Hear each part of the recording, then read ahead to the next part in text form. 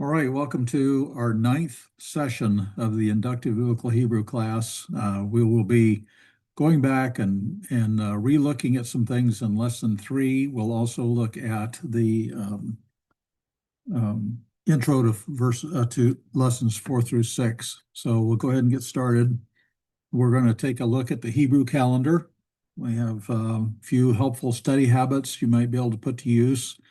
We want to take a high-level view, like the 30,000-foot view of pronominal suffixes. I don't think we're going to go as high as like SR-71 Blackbird. I don't think we're doing 80,000 feet, but we'll do 30,000 feet anyway.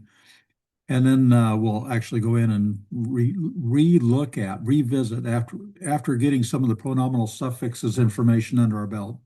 We'll go back and look at lesson 3 again, and then we'll look at some of the things that are coming up in 4 through 6. So start off with, we'll look at the Hebrew calendar. There are obviously two separate calendars presented to us in the Hebrew scriptures. There's the Hebrew calendar that was before the Babylonian captivity, and then the Hebrew calendar after the Babylonian captivity. And the one after the Babylonian captivity, that is the modern Hebrew calendar. And we know it's different because some of the months are listed by number and are also listed by name. And when we look at the earlier books of the Bible, like the books of Moses and the books of the Kings, we see one set of names. But then when we see later books, by later I mean after the Babylonian captivity, like Nehemiah, for instance, we'll see different names are used, and those names are the names that are in the current modern Hebrew calendar. The Hebrew calendar is a lunar-based calendar with each month starting at the new moon. So that means the full moon is always at mid-month. This means that at the Passover, which is on the 14th of Aviv, or Abib is what it looks like in English, the 14th of the month, the middle of the month, the moon was full. So when Jesus was crucified and everything was dark, people want to write it off as well. People back then were just superstitious, and it was just an eclipse, and they thought it was something ominous. It was just superstition. Well, nope, that doesn't work.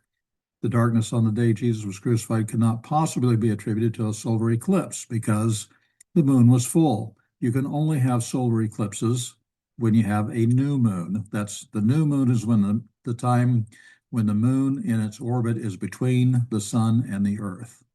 And that's the only time you can get an eclipse, a solar eclipse.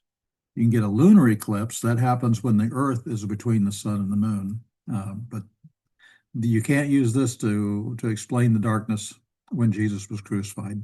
Now, as I said, it's a lunar calendar, and therefore it's out of sync with the solar calendar because 12 lunar months do not add up to 365.242 days, which is exactly what it takes us to get around the sun. That's why we have a leap year every 4 years to make up for that one day that accumulates over that time.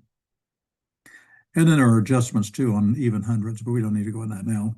I was a computer programmer, and so back in the old days, I had to know all that stuff. Anyway, leap years in the Hebrew calendar then are used to align the Hebrew calendar with a solar calendar. And the way they do that is by taking the month of Adar and making a second month of Adar, Adar being the 12th month. And they do this from time to time to keep the Hebrew calendar in sync with the seasons of the solar year. Oh, by the way, going back to that, I was just listening to somebody recently talk about whether they counted years differently or anything back then. Well, most of us who live near cities know that we get the sky washed out by light pollution, they call it. And we don't, plus we have the incandescent bulb, or well, LEDs or whatever now. And so we have light bulbs, artificial light that we use. So our habits are different. But before the invention of the incandescent bulb, and you had no city lights or anything, no light pollution, it was pretty obvious when you went out and looked at the stars. The ancients knew, they weren't stupid. When you think of things like Stonehenge and other things, They weren't stupid. They were aware of the way the sun appeared to move in the sky, and they were aware of the seasons of the years, the solstice and the equinox, both solstices and the both equinoxes. And so it was easy for them to determine what a year was. That wasn't something that was in question. That's a little bit of arrogance, I think, on a modern person's mind to think that they may not have gotten that right. They knew very well what the years were. So looking at the Hebrew months, now we have the month number in the left column, and that is oftentimes the way a month is referred to in Scripture, in the second month or in the seventh month. But every once in a while, they'll mention it by name. The name in the second column, that is the current modern Hebrew name. So month one, the first month is Nisan. And then in the third column, I have how that's spelled in Hebrew, Nisan. It helps actually know how to pronounce it. But originally, when you're looking at the book of Exodus, for instance, and looking at the Passover, God tells Moses that the month of Aviv will be their first month. And again, in English, that usually gets brought over as Abib, Abib, but it's pronounced in Hebrew Aviv. And it's actually listed a number of times. But then when you're looking at like the book of Nehemiah, and he refers to the first month, he refers to the month of Nisan. Now you might think that's a car, but it was a month before it was ever a car. And it's then the next column has the approximate time of year on our calendar. Of course, it moves because the lunar calendar and the solar calendars don't match up exactly. And then I list some holidays in that month. So we have Nisan and Iyar, that's the second one.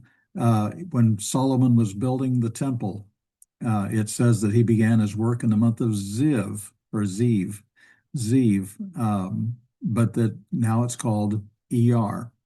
So those are a few of the ones that, or a couple of the ones that have different names. We'll see some more. We'll go on to the next one. And so here's months 7 through 12, and there's a dar at the bottom. But here we have, for instance, the seventh month. We're used to that nowadays. If you, as Tishrei, Tishrei is when they have Rosh Hashanah. That's when they have the Yom Kippur. It's when they have the Sukkot, the Feast of Booths. But again, at the time that the temple was finished and it was being dedicated, it was in the seventh month. I believe that was during the Feast of Booths because it refers to 7-day celebration and the eighth day, and that is unique to the Feast of Booths, the Sukkot. But anyway, it was originally called Ethanim. So, and then Bul is another one, and that's right there in that same area of Scripture, talking about the temple, the building of the temple. But now the eighth month is known as Keshvan. So that's the months as we know them now, and some of the original names that were given earlier in Scripture, but the later scriptures, when they do call it by name, they call it by this new name, the Babylonian new. It's only what would that be, about 2,500 years old. New by comparison anyway. And the 12th Adar, that's the one when they want to add another month to get in sync with the solar year. They add a second Adar. And that's where we are right now. We're in, as you can see, under the range. It's March, and actually we are nearing the end of Adar, and we just recently went past Purim. So we are currently in the Hebrew calendar, month of Adar, I think the 28th or something like that. We're really down at the end of the month. So anyway, that's a little information on the Hebrew calendar. It's not going to help you read Hebrew better, but it's just kind of interesting to know these types of things. Helpful study habits. These come from a book a friend of mine wrote called Hebrew for Life. It says, studies show that you memorize better if you study in 25-minute intervals. So you're better off studying 25 minutes and then 25 minutes later, wait a few hours or something, then study for 25 minutes and then wait some time and then start, then 25, rather than just doing a 2-hour marathon study time. It's better to break up your times. When you're learning your vocabulary, you don't want to just go through the book and try to memorize all of them. Just pick a few words, memorize those, review, and then once you recognize those words, then go get three more and use this in your 25-minute intervals to just from time to time to go get a few more words and memorize vocabulary that way. Repetition is a key building block for effectively memorizing information, so review often. I have a friend who has Psalm 119 memorized. Yes, that is the largest psalm, the largest chapter in the Bible, if you want to look at it that way. It's the longest psalm, and he's got the whole thing memorized. He has to review often to keep it, otherwise he'll begin to lose it. So he reviews it regularly. In the same way, learning a language, we want to review. Anytime you're trying to memorize something, you want to review often. A few more things, also taken from Hebrew for Life. Do not study after a meal. Your brain works better if it's now got a lot of food in your stomach.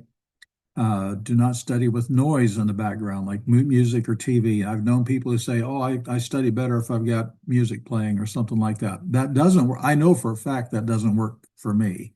And I don't want to call them liars, but scientific study does indicate that you study better without music or TV, especially TV when you have talking and stuff going on. I would say music would be different than songs. If it's songs with words, that'd be more distracting. Music would be distracting enough, just instrumental. Then songs would be more, and TV would be even worse. And then you don't want to study with interruptions. If you're studying, like going over something on your phone and you're getting emails and texts and Facebook posts and all that kind of stuff, it's very hard to study with all that going on. You want to try to get in a non-interrupted state. You don't want to try to study while you're trying to multitask. I know that for a fact for me. I do not multitask well. And then crowded places, again, that's just distraction. So those are just some things to keep in mind for studying to help make your progress in biblical Hebrew a little easier. Now, I want to go back and look at pronominal suffixes. They were introduced in chapter 3. We didn't spend much time talking about them directly. And again, we're going to just do the 30,000-foot view. So he introduces pronominal suffixes 3. He doesn't call them that. So we'll be looking at them. He does list all of the ones that he's introduced into boxes at the bottom of pages 26 and 28. The first one has singular forms and 28 has the plural forms, but we wanted to get the 30,000-foot view, take a look at the big picture. You don't have to memorize these charts. We're going to discover these things. By giving you the 30,000-foot view, I want you to see where it's going and the fact that there's rhyme and reason to it. It's not just going, what in the world are they doing now, and getting frustrated. So that's why I want to do it this way. So pronominal suffixes. Pronominal, what's that? Well, pronominal is referring to pronoun. So these are pronoun suffixes. They are pronouns attached to the ends of words. That's what a pronominal suffix is. And so let's refresh ourselves on English pronouns. And so for English personal pronouns, we have person is first, second, and third. We have singular and first, second, and third plural. And then we have 3 cases in English. We have the subjective case, which means subject. That's the subject. So for the first person, if the subject is me, I'm going to use the word I. I did this. Second person, you did this. Third person, he did this. She did this. It did this. And let's go on down to plural too. We did this. Y'all did that. They did that. So that's the subject of the sentence. Then we have the objective. You don't say, let's see, he hurt I. You'd say he hurt me. So that's the object of the sentence is me. You is the same. He hurt you. He hurt him. He hurt her. He hurt it. And then it's plural. He hurt us. He hurt all y'all. he hurt them. I know I've got you all on there, and I'm not contending that that's proper English. I'm just distinguishing it. I could have you, just like up here on the singulars, but then you lose the fact that it's a second person plural. So I just have y'all or all y'all. And then third person, he hurt them. That would be the objective uh, use of the pronouns. And then we also have possessive. So if we're talking about a horse, and I have my horse, you have your horse, his horse, her horse, his horse, her horse, its horse. And then if we went in together and bought our own horse, we'd say our horse. And then I guess you could say all y'all's horse, but we don't normally do that. Just your horse, which again confuses it with the singular, but context would tell us. And then we wouldn't say them horse, we'd say their horse. And so that's how we use pronouns in English, and they change. That would be called inflection. They change depending upon how they're used in a sentence. So going to the pronominal suffixes. Now these are color coded. The masculine ones are blue, the feminine ones are red, and then the common ones are green. What does common mean? Well, if you say, we're going to be looking at a verb katal, which means he killed. But if you say katalti or, well, that's not a good example because I want to look at pronominal suffixes. Let's go back to my horse. Let's go back to the horse. If you say my horse, you would say it the same way. That'd be Susi. It doesn't matter whether you're a man or a woman, it's still Susi. And so that's why it's common. It doesn't make a difference whether you're male or female. And so we see the yod for the first person common. That's why it says the C there. That's first person common singular. It's because it works for both masculine and feminine. And then we have the masculine, we have a cough, and we have a cough on the second feminine. The third masculine is a holem vav. Then we have the comet's hay with a peak in it for the third feminine singular. Nu for the first common plural. Hem, hen, hem, and hen for the rest of that. Now, those are the ones that he has introduced to us in lesson 3.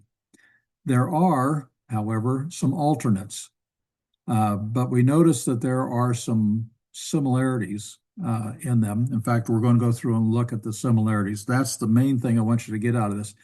You don't have to memorize this whole chart, but I want to help you look at what is similar to make it easier to learn to recognize it. That's the main thing. You need to be able to recognize it. Then there's also the type 2, which he has not yet introduced.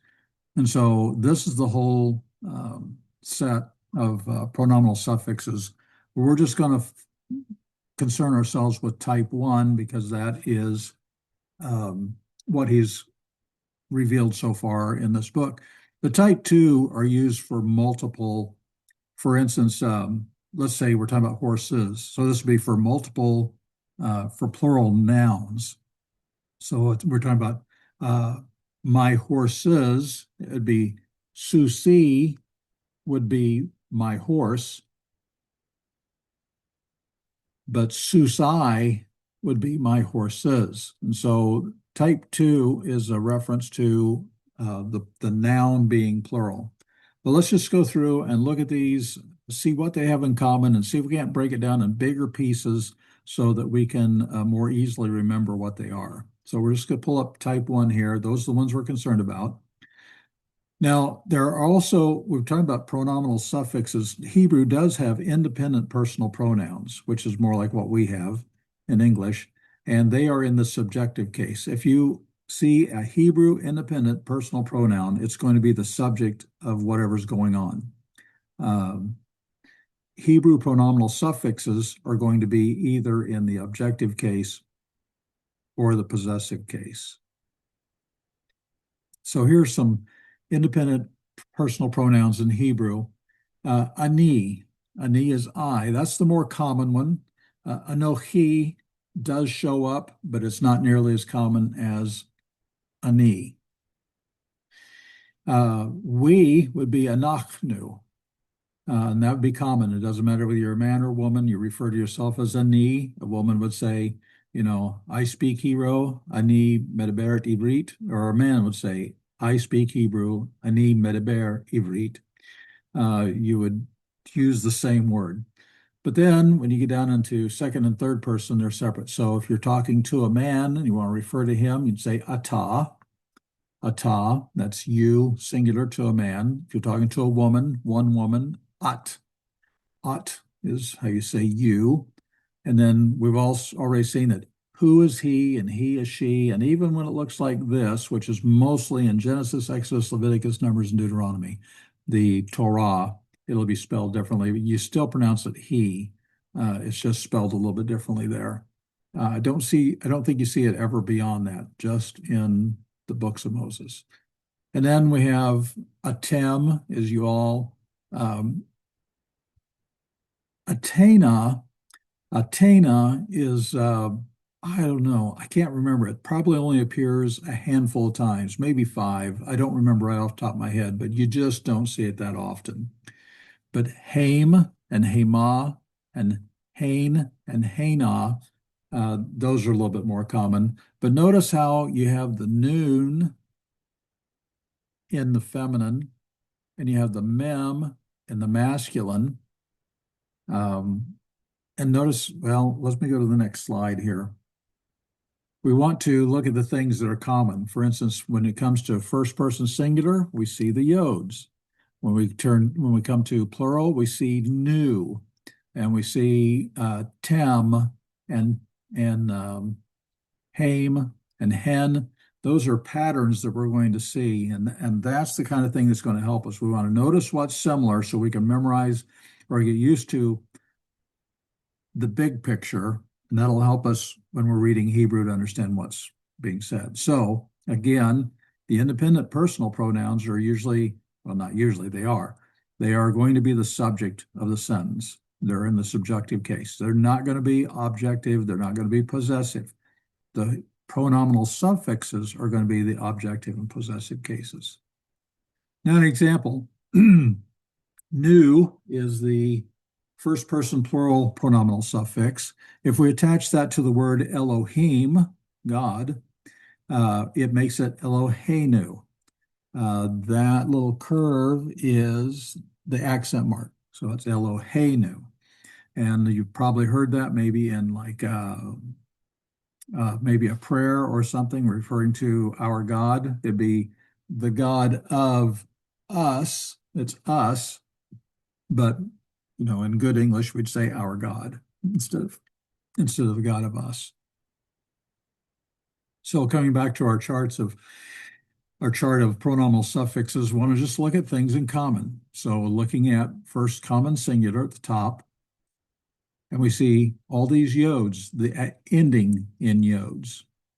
And nobody else, nothing else on there ends in yods. So that's something you can just kind of remember. You don't have to memorize all of these. Just remember, oh, it ends in a yod. That's got to be first person. All right. And then if you're looking at first person plural, we have new. And there's nothing else with new. That's the only one. So if you see new, it's going to be first person singular. Now there is a noon up here in the alternate. It's ni. So again, the new is there. It's still in first person. All right. But the new is the first. I'm sorry, noon. New is the Greek letter N, and I do this all the time. I apologize. I'll use when I'm in the Greek class, I'll use a Hebrew letter name instead of the Greek letter name. My brain just flicks back and forth between those two. So anyway, those are some big pictures here. The yod is first person, and the new is first person plural. So then we'll look at second masculine singular, the second line, the third line, second feminine singular, and we see that they all have coughs. Again, we don't even the type 2, which we're not really paying much attention to right now, is still the same. We still have coughs there. And then if we look at second masculine plural and second feminine plural further down over here, they also have coughs. So when you see it, a cough in the pronominal suffix, you know it's going to be you, second person. If it's second person singular, the cough is alone. It's single. It's singular. It's there all by itself. There's nothing uh, else with it. If there's something else with the cough, like the mem and the noon there, then that's the plural. When you have the two letters, that's the plural. So if you think of cough on you or I cough on you, I don't know, having I might be confusing. I mean, it's not polite to cough on somebody, but if you can just think of cough on you, then you know it's going to be second person pronominal suffix. And then for the plurals, let me go back to that. Let me erase some of that so we can see it. There. Um, we have for the masculine, we have a mem. Well, if you can put mem and masculine together, that's not too big of a stretch. And then for feminine, we have the noon. Well, feminine has more ins in it than masculine does. Masculine's only got one. So if you can think of it that way, where you get the masculine. Oh, also go back to that. Um, if you look up here at the second masculine singular, and it's got that commas in there, so it's got the a vowel. And if you notice, let me erase it to make it clear again. There, and on the second feminine singular, there's no a vowel. It's got the schwa. That's what that is. Those two dots in there. That's actually schwa. They get on the final form. They get moved up inside the letter. So when you see the mem, or you see maybe it's a cough with an alpha, then you know it's masculine. And if you see it ends with a noon, then it's feminine. But again, concentrate on the things that are similar. We'll keep going here. So we looked at first person, second person. Now we'll look at third person. Now, third person, we've got some different things here. We see that vowels on third masculine singular are common. Well, it's a whole and vav and a shurik, and then just a vav on the type 2. But the vav at the end is unique to third person masculine, actually. Then if we look at third feminine singular and third masculine singular, we also see there's hey. So when we see the hey, that's related to third person, usually feminine, but we do have this alternate, which we're not really worried about right now. He hasn't introduced those in the book. I'm just giving you the high view here. That dot inside that hey is not a dagesh. It's called a mapik, and it's a identifier for the third feminine singular. So you can tell that from other things. There's other things like the uh, directional hey, for instance, a directional hey, which he actually introduces that. I'll have to look for it in the book again. It was something in our reading that we did in our reading this week. But anyway, with the mapik in there, then we know it's the third feminine singular. It's not something else. Then looking at the third masculine plural, third feminine plural, we also have heys. So if you see a hey, you know it's going to be a hey and something. It's going to be a third person. And if it's a hey with like a mem or a noon, then you know that that's going to tell you again masculine and feminine. And then also want to look more closely. I mentioned this already, but second masculine plural, third masculine plural, they have the mems in there. If you can remember masculine, of course, the cough, you're gonna say cough on you. That's going to be cough on you. Those are second person. But with the hey, that's going to be third person, but that's still masculine. And the noon is going to be uh, second feminine plural and third feminine plural. So you can see that there are patterns to this. And you don't have to memorize the whole chart, but if you can remember the patterns, it'll make it easier for you when you're reading. Now, I already mentioned the type 2s, but why don't you just notice all those yods? I've lit them up for you. all those yods, that's one of the identifiers of the type 2s. So you don't have to worry about, well, what if I find a type 2? How can I tell? Well, it's going to have a yod in front of it at the beginning, except for the first person. The only thing that changes in the first person singular is that it has that patak there, as opposed to the hirik over here in the first common singular. So just in general, the way to understand the pronominal suffixes is understanding what is plural. The suffixes on the bottom of the chart indicate the possessive pronoun is plural. And so this is the bottom here. That means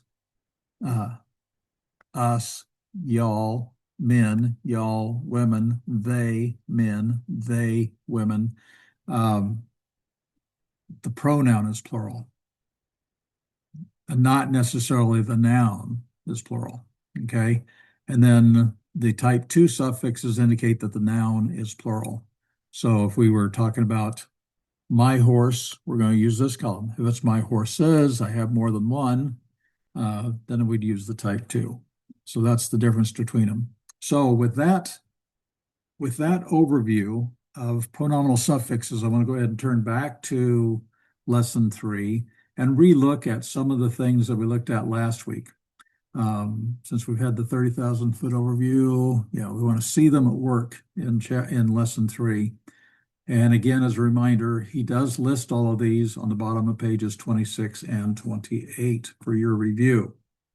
Now, in 3.1, kind of vocabulary list, we see two. We have the preposition le, which means to, and then la-ish, to the man. But then we have lo and la. Okay, it's still the to or for. Usually the lamed preposition is going to be to or for. So we'll just stick with to. That's what he's got here. So we have to him, because this olam vav is third masculine singular, and the hey with the mapik is third feminine singular. So that's the first place where we see the pronominal suffixes introduced here. Then let's go on to 3.3. Now we've got a whole list of them in the middle. It's still the lamed preposition, but it's to him, to her, to me, to you, and to a man, and then to you talking to a woman. So lo, la, li, lecha, lach. That's how you pronounce them. Lo, to him, la, to her, li, to me, lecha, to you, talking to a man. That's why he's got the masculine over here. And lach, talking to a woman. And if you want to review these, we're recording this. I'll put it up on YouTube tomorrow, or hopefully I'll get it done tomorrow. And you can always, the benefit of that is that you can always pause me if you want to go back and look at it and or hear it again. You can always back me up 10 seconds or whatever.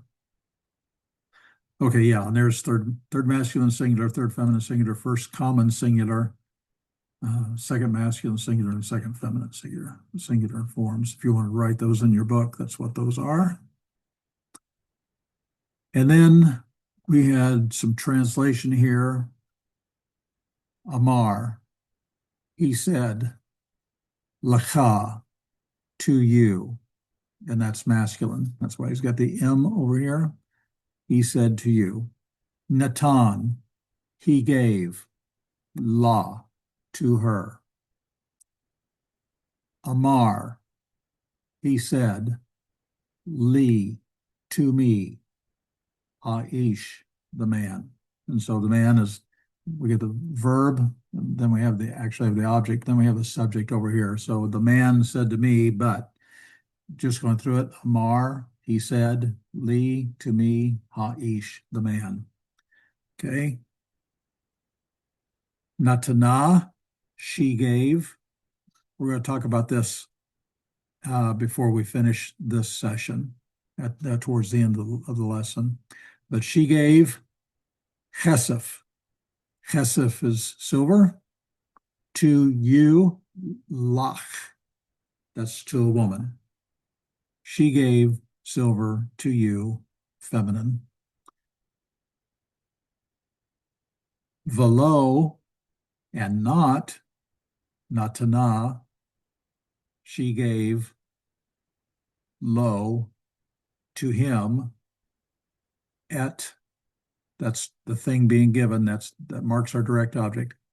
Hakesef, the silver. So we see here the pronominal suffix on the lamed preposition again. Lo to him. That's third masculine singular. Here we have second feminine singular. Lach, second feminine singular. Let's see, where else do we? Here's Lee at the bottom of the left column. Lee is first common singular. Here we have la, right above that for third feminine singular, and then second masculine plural, lecha. Oh, now I've got all these circles. All right. Okay, we looked at 3.5 last week also, and I noted the demonstratives, the near demonstratives ze, which is masculine, zot, which is feminine. And then we have ele over here, and we've seen that before for these. So this would be the plural demonstrative. But in the middle of all that, we have the plural pronominal suffixes. Lahem, to them. The reason why he's got masculine and common is because if you are talking about a group of people that is mixed with both men and women, you'd still use lahem. And that's the case for all the pronouns, all the pronouns. If it's a mixed crowd, you use the masculine form. If there was 99 women and one man, you'd still use the mixed form. If it was all women, then you'd use the feminine form, or all men, you use the masculine form. So anyway, we see the hey there. We know it's third person. We see the mem there. We know that's going to be masculine. And so that's third person masculine plural. And then hen, la hen, same thing. Hey tells us it's third person. The noon tells us that it's feminine. To them. Lanu, to us.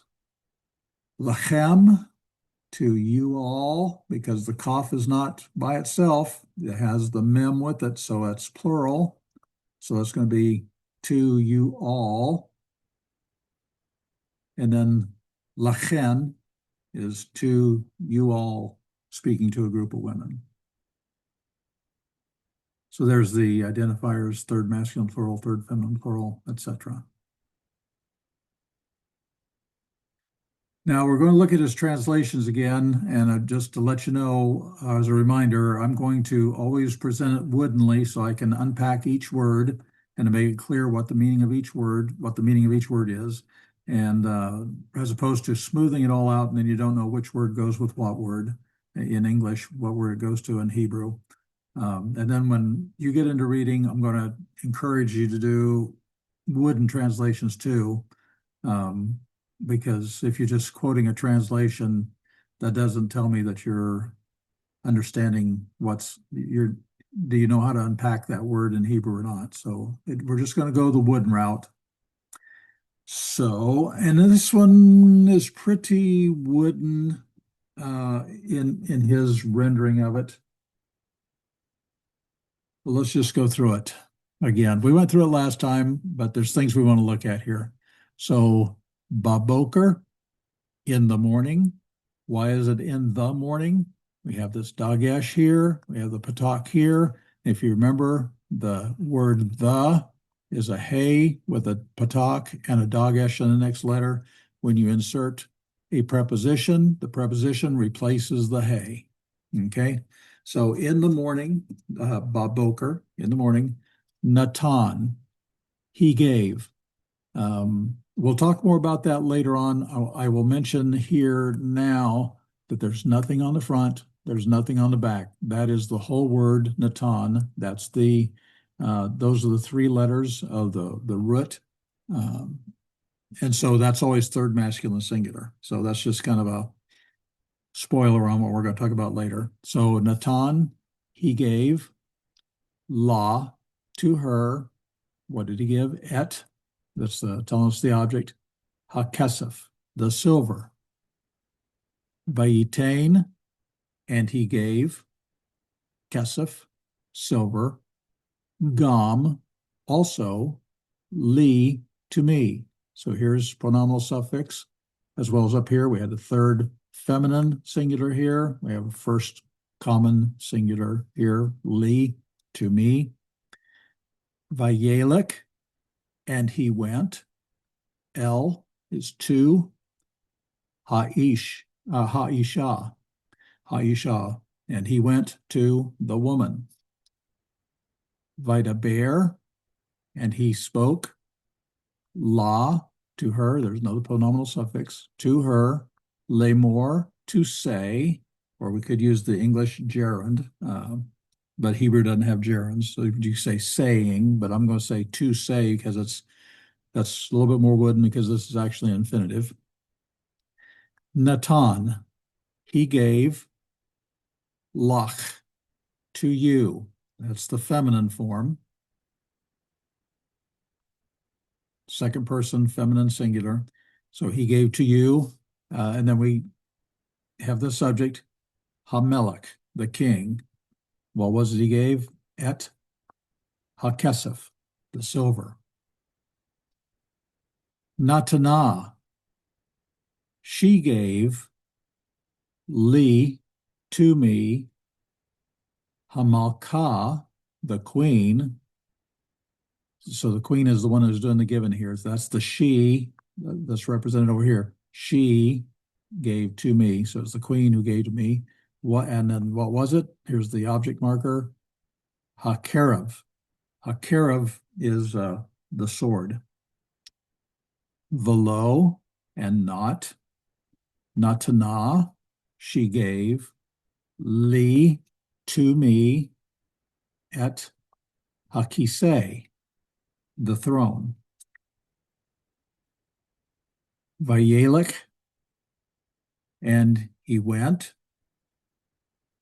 Hanavi, the prophet. So here's good Hebrew word order. We have the verb first, and then we have the subject following it. So it's actually the prophet who went, but I'm just going through it woodenly.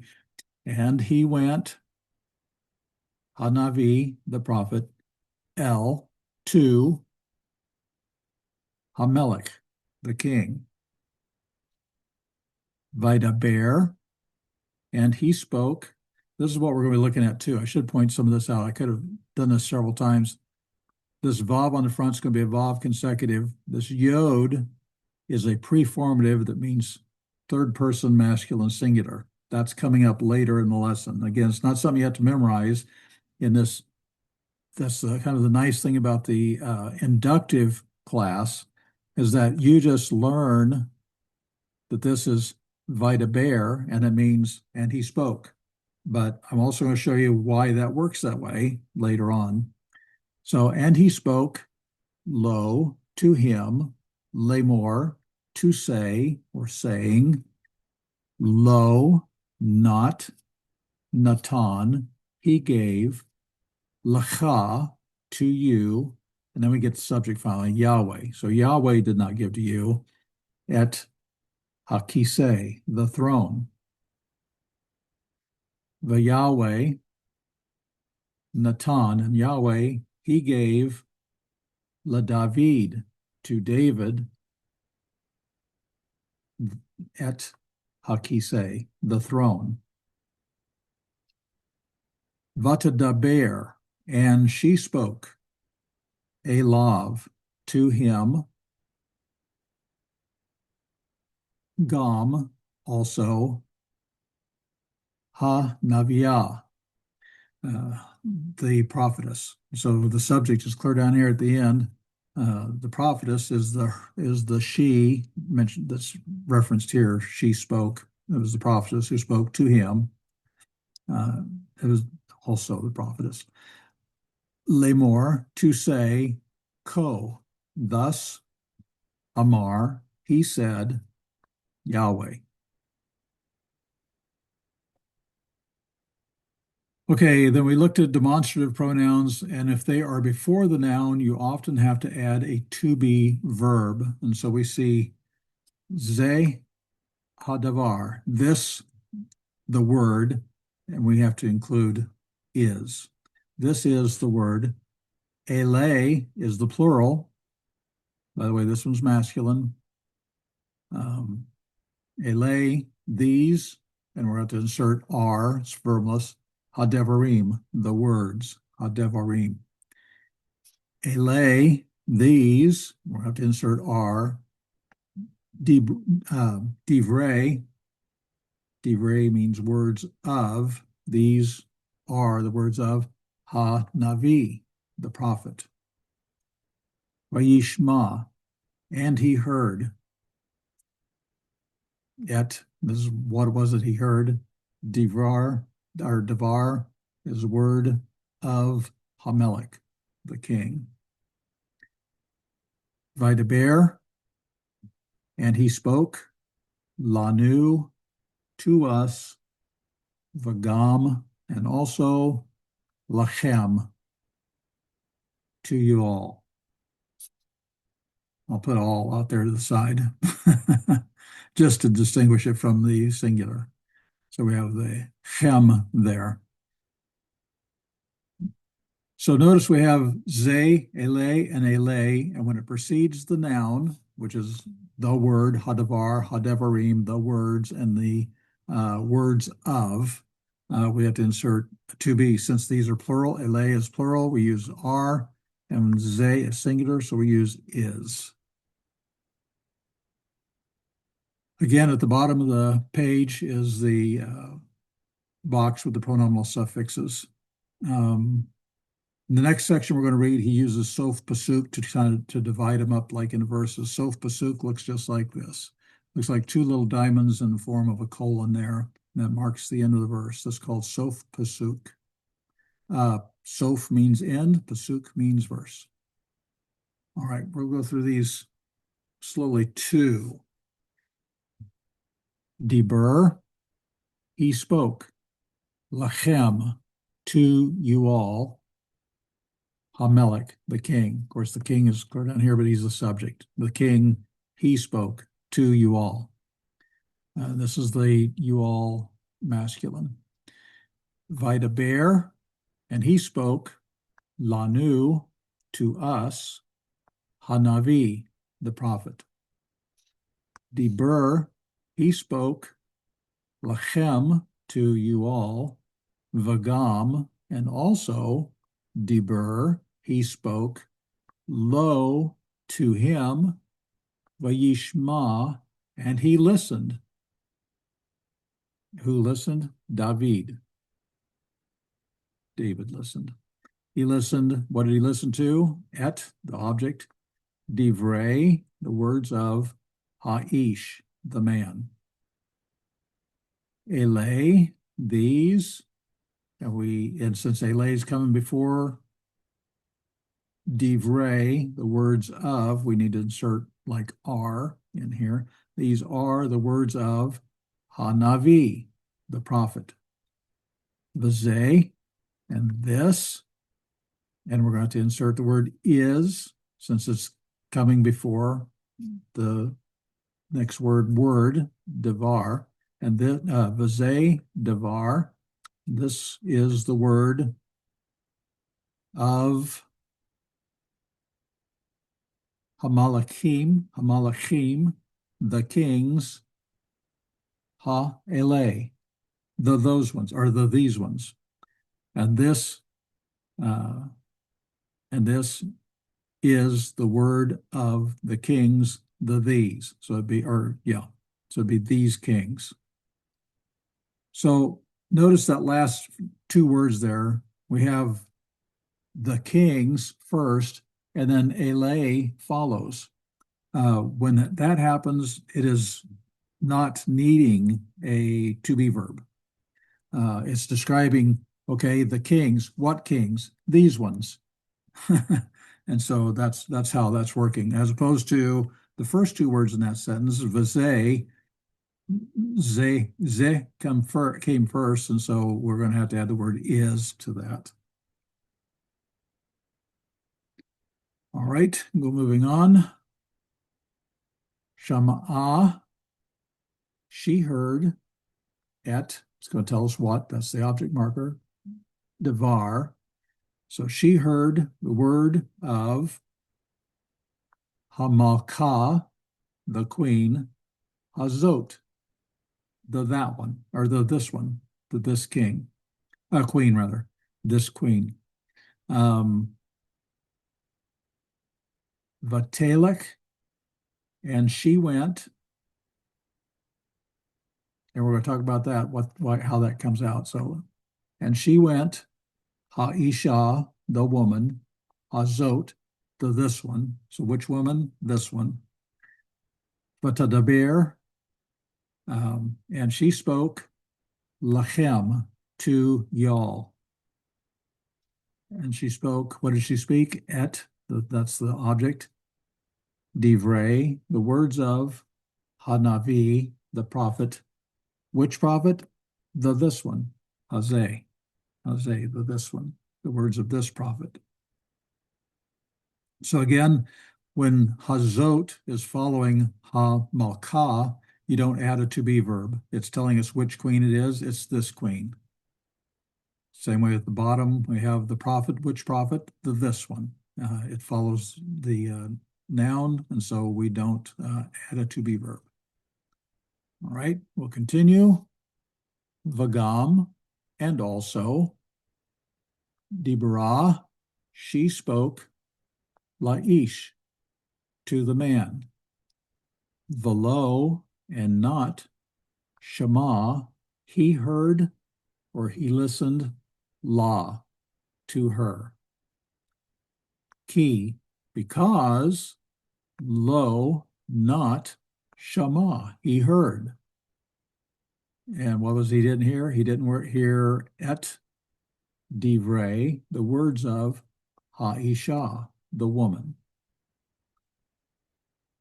Shama'ah, she heard et devar, the words of Yahweh. Vatadaber, and she spoke.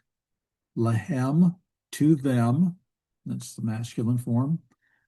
Vagam, and also li, to me. All right, so that's what I wanted to cover. Now that we've looked at pronominal suffixes, to go through and point out some of these as they showed up in the reading more. Now, moving back to, this is about where we finished last time. So this has been a review, but in 3.9, he talks about the article and the fact that the article doesn't always look the same. It doesn't always have the same vowels. This is on the bottom of page 30. Sometimes you have a segol, like in C. The two columns there, you have a segol under the hay. Sometimes you have the aleph. I'm sorry. You have the comets, that's in B.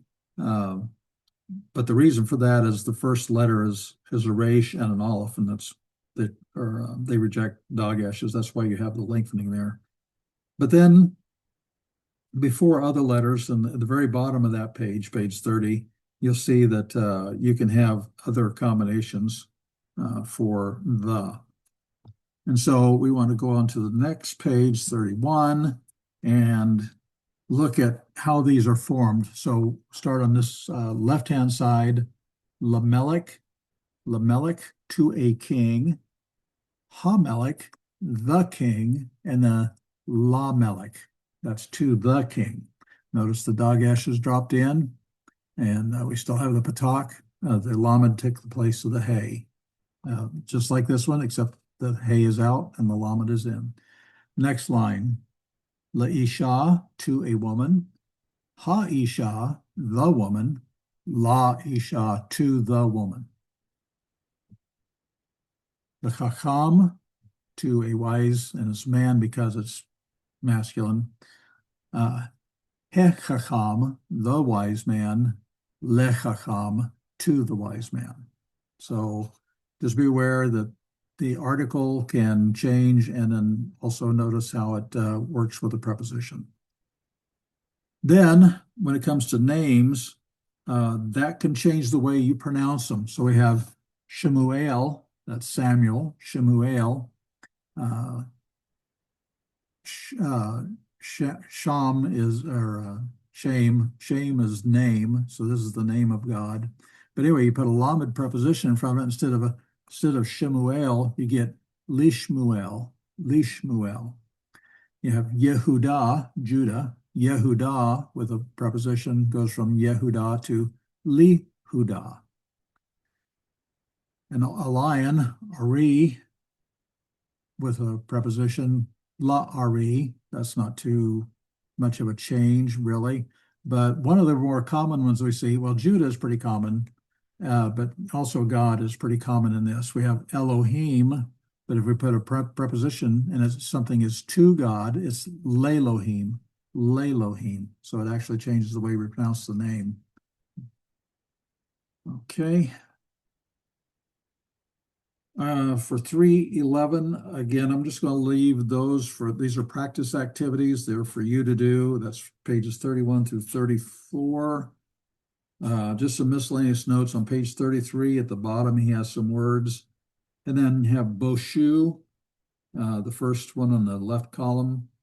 Boshu, they were disappointed. I think a better word there is probably ashamed. They were ashamed. And that Shurik at the end is the third person plural there. They were ashamed. Tov, that's good. Chesed, that's another. He's got loyal love and mercy. Is that right? Is chesed loyal love? Well, yes, it is. Is chesed mercy? Well, yes, it is. Is chesed steadfast love? Well, yes, it is. Is chesed loving kindness? Yes, it is. And so I kind of prefer loving kindness for chesed. I think it wraps up the total meaning better, because you'll have two people who have an agreement and they'll have chesed towards each other. I may have mentioned this already, like when they were coming against Jericho, and Rahab says, I have shown chesed to you, and I want you to show chesed to me. So loving kindness. Then the other thing on page 33, the one in the middle, atem, that's you, but you may want to notice, or I mean atah, it's atah. Atah is a masculine singular.